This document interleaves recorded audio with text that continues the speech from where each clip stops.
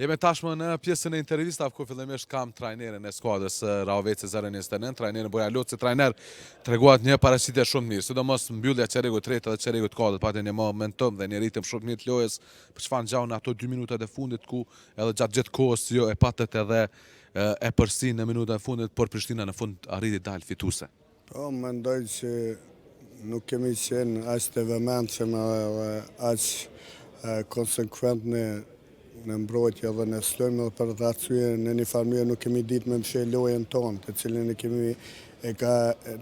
e kemi luajtur 40 minuta, dhe mendoj që këta djemt kanë jap 100% pivetit, kanë jap çdo gjë që kanë. Mendoj që edhe të kishte fituar Rahoveci nuk është qenë e pa merituar, mirë po në të njëjtën kohë dhe ja uroj Sigal Prishtinës fitoren sonte. Trajner, s'po të mbaj ma shumë, faleminderit se vetëm se pritëm për start. Faleminderit. Ishëm edhe me trajnerin Bujar Loci, për pak qaste do ta kemi tash edhe kryetrajnerin e Sigal Prishtinës Mihail Kakijuzis.